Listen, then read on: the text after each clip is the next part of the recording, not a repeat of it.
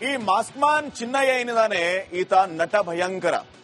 ನಟನೆಯಲ್ಲಿ ಉತ್ಕೃಷ್ಟ ಪ್ರಶಸ್ತಿ ಅಂತ ಏನಾದ್ರೂ ಯಾವ್ದಾದ್ರು ಇದ್ರೆ ಹುಡುಕೊಂಡು ಬಂದು ಇವನು ಕೊಡ್ಬೇಕು ಅಂತ ನಟನೆಯನ್ನ ಮಾಡ್ದ. ಎಲ್ಲರನ್ನು ಈಸಿಯಾಗಿ ಯಾಮಾರಿಸ್ಬಿಟ್ಟ. ಆಸ್ಕರ್ ಅವಾರ್ಡ್ ಇವನಿಗೆ ಸಿಗಬೇಕು. ಈ ಮೂಲಕ ನಾವು ಆಸ್ಕರ್ ಅವಾರ್ಡ್ ನ ಗೌರವನ್ನ ಯಾಕೆ ಕಡಿಮೆ ಮಾಡೋಣ, ಯಾವ್ದಾದ್ರು ಒಂದು ಒಳ್ಳೆ ಪ್ರೈಸ್ ಅವನಿಗೆ ಕೊಟ್ಬಿಡೋಣ ಅಂತ ನಟನೆಯನ್ನ ಮಾಡುವಂತ ನಟ ಭಯಂಕರ ಈತ. ಎಂಥ ಅದ್ಭುತ ನಟನೆ ಅಂತೀನಿ, ಎಂಥ ಬೃಹನ್ ನಾಟಕ ಅಂತೀನಿ. ಈ ಚಿನ್ನಯ್ಯ ಏನಯ್ಯ ನಿನ್ನ ಕತೆ ಅನ್ನುವಂಥದ್ದನ್ನ ನಾನು ಆಗ್ಲೇ ಅದಕ್ಕೆ ಹೇಳ್ತಾ ಇದ್ದೆ. ಈತ ಹೇಳಿದ್ದೇನು, ನನಗೆ ಪಾಪ ಪ್ರಜ್ಞೆ ಕಾಡಿದ್ದಕ್ಕೆ ನ್ಯಾಯ ಕೊಡಿಸೋದಕ್ಕೆ ಬಂದೆ ಅಂತ ಹೇಳ್ದ. ನಾನ್ ನಿದ್ದೆ ಮಾಡೋದಕ್ಕಾಗ್ತಾ ಇಲ್ಲ, ಕಣ್ಣು ಮುಚ್ಚಿದ್ರೆ ಬರೇ ತಲೆ ಬುರುಡೆಗಳು ನನ್ನ ನಿದ್ದೆಯಲ್ಲಿ ಬರ್ತಾ ಇದೆ ಅಂತ. ಬರೀ ತಲೆ ಬುರುಡೆ. ಕಣ್ಣು ಓಪನ್ ಮಾಡಿದ್ರು ಈ ಕೆಲವು ಬುರುಡೆಗಳು ಈತನ ಕಾಣಿಸ್ತಾ ಇದ್ವು. ಈ ಕಣ್ಣು ಮುಚ್ಚೋದಾ ಬೇಡವಾ ಅಂತ ಈತ ಚಿಂತೆಯಲ್ಲಿದ್ದಾನೆ. ನನಗೆ ಪಾಪ ಪ್ರಜ್ಞೆ ಕಾಡಿದ್ದಕ್ಕೆ ನ್ಯಾಯ ಕೊಡಿಸೋದಕ್ಕೆ ಬಂದೆ ಅಂತ ಹೇಳಿದ. ಇರೋ ಈ ಕರ್ನಾಟಕವನ್ನೇ ಈತ ಮಂಗ್ಯ ಮಾಡಿದ ಕಿಡಿಗೇಡಿ. ಮಂಗ್ಯ ಆದವ್ರು ಆದ್ರು. ಮಾಸ್ಕ್ ಮ್ಯಾನ್ ಅಸಲಿ ಹೆಸರು CS ಚಿನ್ನಯ್ಯ ಅಂತ. CS ಚಿನ್ನಯ್ಯ ಕರ್ನಾಟಕ ಮೂಲದವನೇ ಅಲ್ಲ ಈತ. ಚಿನ್ನಯ್ಯ ತಮಿಳುನಾಡಿನ ಈರೋಡ್ ನಗರದ ವಾಸಿ ಈತ ತಮಿಳುನಾಡಿನವನು, ಕರ್ನಾಟಕದವನಲ್ಲ. ಈತ ತಮಿಳುನಾಡಿನವನು. ಈರೋಡ್ ಬಳಿಯ ಫ್ಯಾಕ್ಟರಿಯಲ್ಲಿ ಕೆಲಸ ಮಾಡ್ತಾ ಇದ್ದ ಈ ಮಂಗಯ್ಯ ಅಲ್ಲಲ್ಲ ಚಿನ್ನಯ್ಯ. 2 ವರ್ಷದ ಹಿಂದೆ ಉಜಿರೆಗೆ ಮರಳಿ ಬಂದಿದ್ದ ಈ ಚಿನ್ನಯ್ಯ ಪಂಚಾಯಿತಿಯಲ್ಲಿ ಸಫಾಯಿ ಕರ್ಮಚಾರಿ ಕೆಲಸಕ್ಕೆ ಸೇರಿದ್ದ. ಆಗ ಚಿನ್ನಯ್ಯನನ್ನ ಭೇಟಿಯಾಗಿದ್ದು ಇದೇ ತಂಡದ ಸದಸ್ಯರು. ಯಾವ ತಂಡದ ಸದಸ್ಯರು? ಇವರೆಲ್ಲ ಬುರುಡೆ ಗ್ಯಾಂಗ್. ಇಡೀ ಷಡ್ಯಂತ್ರದ ಭಾಗವಾಗಿ ಚಿನ್ನಯ್ಯನನ್ನ ಇವರು ಬಳಸಿಕೊಂಡ್ರು. ಮೊದಲು ಈ ಷಡ್ಯಂತ್ರದ ಭಾಗವಾಗೋದಕ್ಕೆ ಚಿನ್ನಯ್ಯ ಒಪ್ಪಿರಲಿಲ್ಲ. ಅವನನ್ನು ಒಪ್ಪಿಸಿದ್ ಹೇಗೆ ಹೇಳಿ? ಹಣದ ಆಮಿಷ ಒಡ್ಡಿ ದುಡ್ಡು ಕೊಡ್ತೀವಿ ಅಂತ ಹೇಳಿ ಚಿನ್ನಯ್ಯನನ್ನ ಒಪ್ಪಿಸಿತ್ತು ಆ ಗ್ಯಾಂಗ್. ಹಂತ ಹಂತವಾಗಿ ದೂರುದಾರನ ಖಾತೆಗೆ ಹಣ ಕೂಡ ಬಂದಿರುತ್ತೆ ವೀಕ್ಷಕರೇ. ಕೇವಲ ಮಾತಾಗಿರ್ಲಿಲ್ಲ ಗ್ಯಾಂಗ್ದು. ಈತನಿಗೆ ದುಡ್ಡು ಕಳಿಸಿಕೊಡುವಂತ ಕೆಲಸವನ್ನ ಕೂಡ ಮಾಡಿದ್ರು. ಈತ ಹೇಳಿದ್ದೇನು, ಈತ ಬಡಾಯಿ ಕೊಚ್ಕೊಂಡಿದ್ದೇನು, ಕೆಲವು ಖಾಸಗಿ ವಾಹಿನಿಗಳಿಗೆ ಈತ ಇಂಟರ್ವ್ಯೂ ಕೊಡೋ ಟೈಮ್ನಲ್ಲಿ ಹೇಳ್ತಾನೆ, ನನಗೆ ಪಾಪ ಪ್ರಜ್ಞೆ ಕಾಡ್ತಾ ಇದೆ, ನನ್ನಿಂದ ಸೇವೆ ಆಗ್ಲಿ, ಒಳ್ಳೆ ಕೆಲಸ ಆಗ್ಲಿ, ನನಗೆ ಹೆಂಡತಿ ಮಕ್ಕಳಿದ್ದಾರೆ, ಅವರಿಗೆ ಪುಣ್ಯದ ಕೆಲಸ, ಪುಣ್ಯ ಪ್ರಾಪ್ತಿ ಆಗ್ಲಿ ಅಂತ ಹೇಳಿ ನಾನು ಅವತ್ತು ಮಾಡಿದ ಪಾಪದ ಕೆಲಸಕ್ಕೆ ಈಗ ಪಾಪ ಪ್ರಜ್ಞೆ ಕಾಡಿ ನಾನು ಆ ಶವಗಳನ್ನ ತೋರಿಸೋದಕ್ಕೆ ಬಂದಿದ್ದೀನಿ ಅಂತ. ಏನ್ ಸಿಕ್ತಪ್ಪ ಚಿನ್ನಯ್ಯ? ನೀನು ತೋರಿಸಿದ ಜಾಗದಲ್ಲಿ ಏನ್ ಸಿಕ್ತು? ಕೆಸರು ಮಿಶ್ರಿತ ಮಣ್ಣು. ಇದನ್ ಬಿಟ್ರೆ ಬೇರೆ ಏನಾದ್ರೂ ಸಿಕ್ತಾ? ಯಾವುದೋ ಒಂದು ಜಾಗದಲ್ಲಿ ಮೂಳೆ ಸಿಕ್ತು. ಅದಕ್ಕೆ ಈತನಿಗೆ ಚಿಂತೆ ಕಾಡ್ತಾ ಇತ್ತು. ಅದನ್ನೂ ಈತ ಸಂದರ್ಶನದ ಹೇಳಿದಾನೆ. ಶವ ಸಿಗ್ತಾ ಇಲ್ಲ, ನನಗೆ ಆ ಚಿಂತೆ ಕಾಡ್ತಾ ಇದೆ.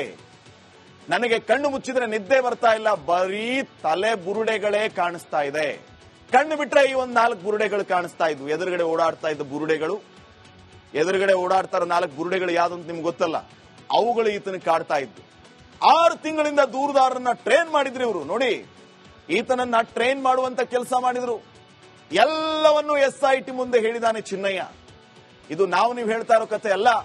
ಚಿನ್ನಯ್ಯ SIT ಅವರು ಸರಿಯಾಗಿ ವಿಚಾರಣೆಗೆ ನಡೆಸಿದ್ರಲ್ಲ, ಡ್ರಿಲ್ ಈಗಲೂ ಕೂಡ ಆಗ್ತಾ ಇದೆ, ಆ ಮಾತು ಬೇರೆ.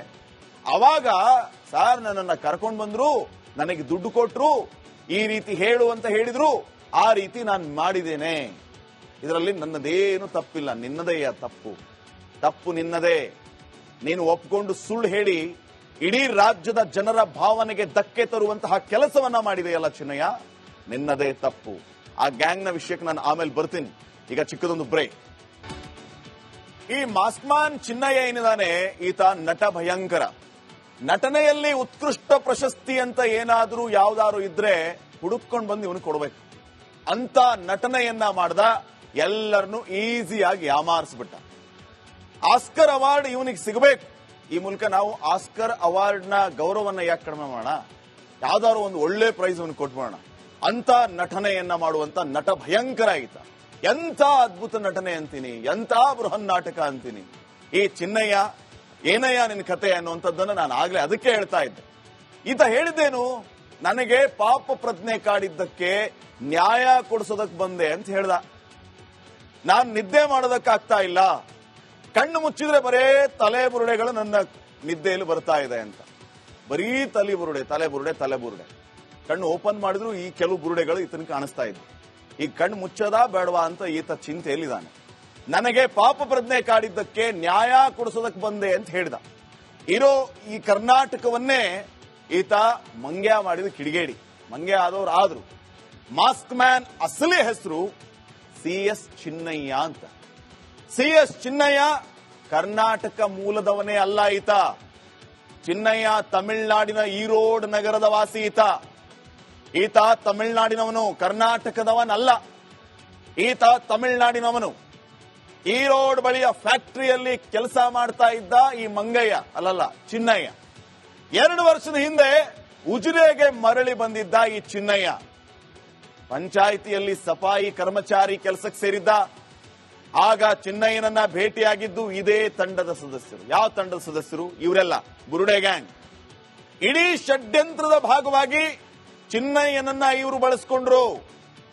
ಮೊದಲು ಈ ಷಡ್ಯಂತ್ರದ ಭಾಗವಾಗೋದಕ್ಕೆ ಚಿನ್ನಯ್ಯ ಒಪ್ಪಿರಲಿಲ್ಲ. ಅವನನ್ನು ಒಪ್ಪಿಸಿದ್ ಹೇಗೆ ಹೇಳಿ? ಹಣದ ಆಮಿಷ ಒಡ್ಡಿ ದುಡ್ಡು ಕೊಡ್ತೀವಿ ಅಂತ ಹೇಳಿ ಚಿನ್ನಯ್ಯನನ್ನ ಒಪ್ಪಿಸಿತ್ತು ಆ ಗ್ಯಾಂಗ್. ಹಂತ ಹಂತವಾಗಿ ದೂರುದಾರನ ಖಾತೆಗೆ ಹಣ ಕೂಡ ಬಂದಿರುತ್ತೆ ವೀಕ್ಷಕರೇ. ಕೇವಲ ಮಾತಾಗಿರ್ಲಿಲ್ಲ ಗ್ಯಾಂಗ್ದು. ಈತನಿಗೆ ದುಡ್ಡು ಕಳಿಸಿಕೊಡುವಂತ ಕೆಲಸವನ್ನ ಕೂಡ ಮಾಡಿದ್ರು. ಈತ ಹೇಳಿದ್ದೇನು? ಈತ ಬಡಾಯಿ ಕೊಚ್ಕೊಂಡಿದ್ದೇನು? ಕೆಲವು ಖಾಸಗಿ ವಾಹಿನಿಗಳಿಗೆ ಈತ ಇಂಟರ್ವ್ಯೂ ಕೊಡೋ ಟೈಮ್ನಲ್ಲಿ ಹೇಳ್ತಾನೆ, ನನಗೆ ಪಾಪ ಪ್ರಜ್ಞೆ ಕಾಡ್ತಾ ಇದೆ, ನನ್ನಿಂದ ಸೇವೆ ಆಗ್ಲಿ, ಒಳ್ಳೆ ಕೆಲಸ ಆಗ್ಲಿ, ನನಗೆ ಹೆಂಡತಿ ಮಕ್ಕಳಿದ್ದಾರೆ, ಅವರಿಗೆ ಪುಣ್ಯದ ಕೆಲಸ, ಪುಣ್ಯ ಪ್ರಾಪ್ತಿ ಆಗ್ಲಿ ಅಂತ ಹೇಳಿ ನಾನು ಅವತ್ತು ಮಾಡಿದ ಪಾಪದ ಕೆಲಸಕ್ಕೆ ಈಗ ಪಾಪ ಪ್ರಜ್ಞೆ ಕಾಡಿ ನಾನು ಆ ಶವಗಳನ್ನು ತೋರಿಸೋದಕ್ಕೆ ಬಂದಿದ್ದೀನಿ ಅಂತ. ಏನ್ ಸಿಕ್ತಪ್ಪ ಚಿನ್ನಯ್ಯ? ನೀನು ತೋರಿಸಿದ ಜಾಗದಲ್ಲಿ ಏನ್ ಸಿಕ್ತು? ಕೆಸರು ಮಿಶ್ರಿತ ಮಣ್ಣು. ಇದನ್ ಬಿಟ್ರೆ ಬೇರೆ ಏನಾದ್ರೂ ಸಿಕ್ತಾ? ಯಾವುದೋ ಒಂದು ಜಾಗದಲ್ಲಿ ಮೂಳೆ ಸಿಕ್ತು. ಅದಕ್ಕೆ ಈತನಿಗೆ ಚಿಂತೆ ಕಾಡ್ತಾ ಇತ್ತು. ಅದನ್ನೂ ಈತ ಸಂದರ್ಶನದಲ್ಲಿ ಹೇಳಿದಾನೆ, ಶವ ಸಿಗ್ತಾ ಇಲ್ಲ, ನನಗೆ ಆ ಚಿಂತೆ ಕಾಡ್ತಾ ಇದೆ, ನನಗೆ ಕಣ್ಣು ಮುಚ್ಚಿದ್ರೆ ನಿದ್ದೆ ಬರ್ತಾ ಇಲ್ಲ, ಬರೀ ತಲೆ ಬುರುಡೆಗಳೇ ಕಾಣಿಸ್ತಾ ಇದೆ. ಕಣ್ಣು ಬಿಟ್ರೆ ಈ 4 ಬುರುಡೆಗಳು ಕಾಣಿಸ್ತಾ ಇದ್ವು. ಎದುರುಗಡೆ ಓಡಾಡ್ತಾ ಇದ್ದ ಬುರುಡೆಗಳು, ಎದುರುಗಡೆ ಓಡಾಡ್ತಾರ 4 ಬುರುಡೆಗಳು ಯಾವ್ದಂತ ನಿಮ್ಗೆ ಗೊತ್ತಲ್ಲ, ಅವುಗಳು ಈತನಿಗೆ ಕಾಡ್ತಾ ಇದ್ವು. 6 ತಿಂಗಳಿಂದ ದೂರುದಾರರನ್ನ ಟ್ರೈನ್ ಮಾಡಿದ್ರು ಇವರು. ನೋಡಿ, ಈತನನ್ನ ಟ್ರೈನ್ ಮಾಡುವಂತ ಕೆಲಸ ಮಾಡಿದ್ರು. ಎಲ್ಲವನ್ನು SIT ಮುಂದೆ ಹೇಳಿದಾನೆ ಚಿನ್ನಯ್ಯ. ಇದು ನೀವು ಹೇಳ್ತಾ ಇರೋ ಕತೆ ಅಲ್ಲ. ಚಿನ್ನಯ್ಯ SIT ಅವರು ಸರಿಯಾಗಿ ವಿಚಾರಣೆಗೆ ನಡೆಸಿದ್ರಲ್ಲ, ಡ್ರಿಲ್ ಈಗಲೂ ಕೂಡ ಆಗ್ತಾ ಇದೆ, ಆ ಮಾತು ಬೇರೆ. ಅವಾಗ ಸಾರ್ ನನ್ನನ್ನ ಕರ್ಕೊಂಡು ಬಂದ್ರು, ನನಗೆ ದುಡ್ಡು ಕೊಟ್ರು, ಈ ರೀತಿ ಹೇಳು ಅಂತ ಹೇಳಿದ್ರು, ಆ ರೀತಿ ನಾನು ಮಾಡಿದ್ದೇನೆ, ಇದರಲ್ಲಿ ನನ್ನದೇನು ತಪ್ಪಿಲ್ಲ, ನಿನ್ನದೆಯ ತಪ್ಪು ನಿನ್ನದೇ. ನೀನು ಒಪ್ಪಿಕೊಂಡು ಸುಳ್ಳು ಹೇಳಿ ಇಡೀ ರಾಜ್ಯದ ಜನರ ಭಾವನೆಗೆ ಧಕ್ಕೆ ತರುವಂತಹ ಕೆಲಸವನ್ನ ಮಾಡಿದೆಯಲ್ಲ ಚಿನ್ನಯ್ಯ, ನಿನ್ನದೇ ತಪ್ಪು. ಆ ಗ್ಯಾಂಗ್ನ ವಿಷಯಕ್ಕೆ ನಾನು ಆಮೇಲೆ ಬರ್ತೀನಿ. ಈಗ ಚಿಕ್ಕದೊಂದು ಬ್ರೇಕ್.